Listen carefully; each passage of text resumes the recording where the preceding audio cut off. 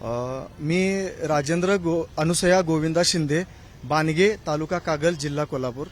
मी कुस्ती पंढरी या गावातून येतोय. आता जे तुम्ही चप्पल तयार केलेला चप्पल आणि या कोल्हापुरी चप्पलामध्ये फरक काय आहे? आता जे तुम्ही कोल्हापुरी चप्पल बनवलं ते मी आमचा पारंपरिक व्यवसाय असल्यामुळं माझं BA BEd गारगोटीला झालं. त्याच्यानंतर मला MIDCला जाण्याची म्हणजे हे वाटलं नाही, नोकरी करावीशी वाटली नाही आणि BA BEdला तेवढे माझ्याकडे पैसे नव्हते भरायला. तर म्हणून मी या धंद्यात आलो आणि आमच्या गुरुकडून जेवढं मला कला मिळाली त्या त्या त्या कलेचा वापर करून 3-3.5 महिन्याची कला म्हणजे 3-3.5 महिन्यात मला जेवढं शिकायला मिळालं त्याचा वापर करून माझ्या कलेचा वापर त्यामध्ये केला आणि ही कला मला हळूहळू संपादन होत गेली.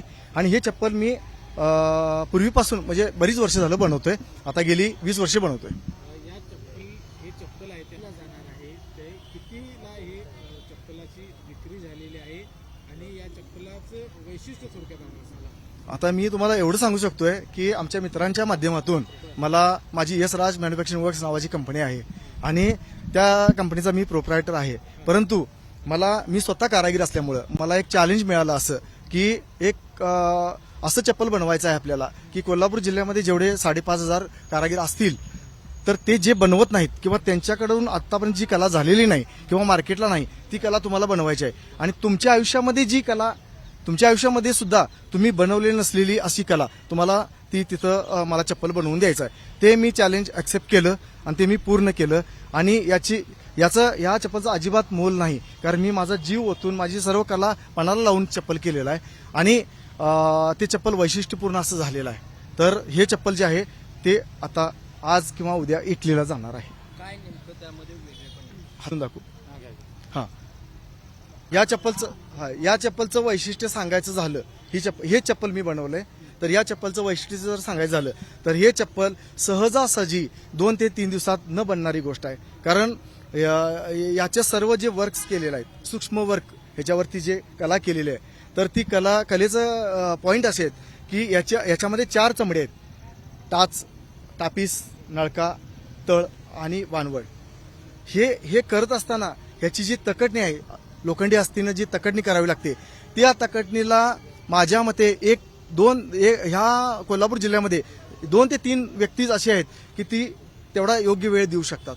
तेवढा वेळ कुणाकडे नाही, तेवढा वेळ कोण देत नाही. परंतु मला तो द्यायचा होता.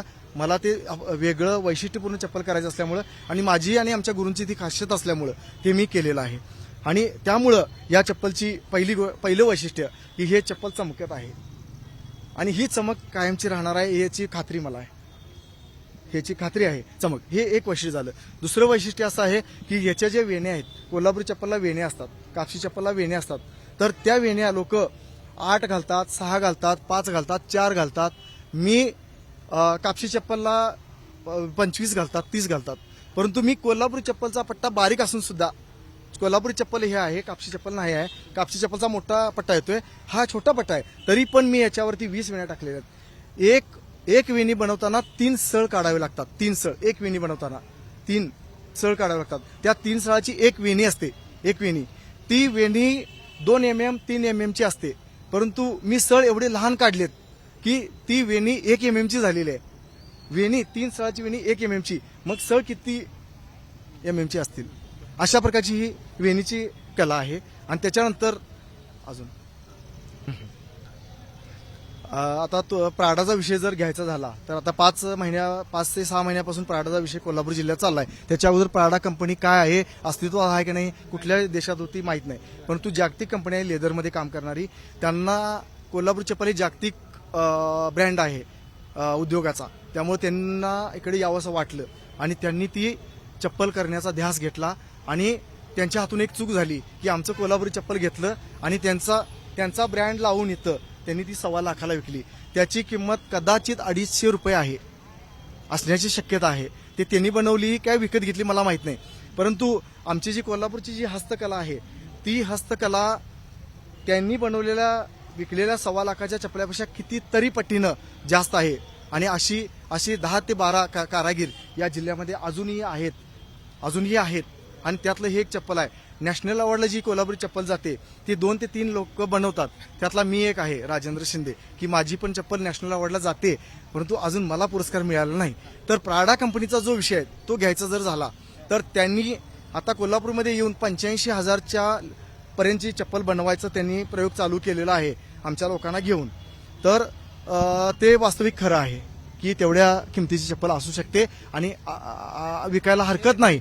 परंतु ही जी चप्पल आहे ही आमची कोल्हापूरची जी चप्पल आहे, ज्या कातड्याची बनलेली आहे, नॅचरल टॅनिंगची चप्पल आहे. नॅचरल टॅनिंग म्हणजे नैसर्गिक पद्धतीनं तयार केलेलं चमडं आणि त्यावर बनलेली चप्पल, शरीराला चांगल्या प्रकारचा उपयोग या चप्पलनं होतोय. आणि याच्यामध्ये आपण कला करायची आहे, ती ही कला आहे. तर प्राडा कंपनीच्या तुलनेनं जर आपण कोल्हापूर चप्पल विकायची म्हटली, प्राडा कंपनीच्या तुलनेनं किंवा जगामध्ये ही चप्पल अतिशय चांगल्या प्रकारे विकायची म्हटली, तर अशा प्रकारची कला जर कोल्हापूरमध्ये कोण करत असतील तर त्यांनी आवर्जून एकत्र येऊन ही कला करायला हरकत नाही. याची किंमत आत्ताच्या पद्धतीनं, आत्ताच्या रेटनुसार ही 50,000 ते 51,000 असायला हरकत नाही. या चप्पलची किंमत, आमच्या चमड्याची किंमत आणि चमड्याचं टॅनिंग आणि यावर केलेलं वर्क पाहता. नाबद्दल सांगा. सर, या चप्पलचं कोल्हापुरी चप्पल जे कारागिरी लोक बनवतात, हस्तकला असल्यामुळं हातान बनवायची असते. ती हस्तकला बनवत असताना दोन चप्पलांची जोडी तयार होते. एक चप्पल जर पूर्ण केलं आपण बनवून जोडी, तर एका चप्पलचं फक्त एका पायाचं वजन करायचं आणि दुसऱ्या पायाचं वजन करायचं. शक्यतो 5,500 कारागिरांच्या माध्यमातून आणि कर्नाटकाच्या काही भागात लोक आहेत आपली, त्या सर्वांनी आपापल्या चप्पलचं वजन करायचं.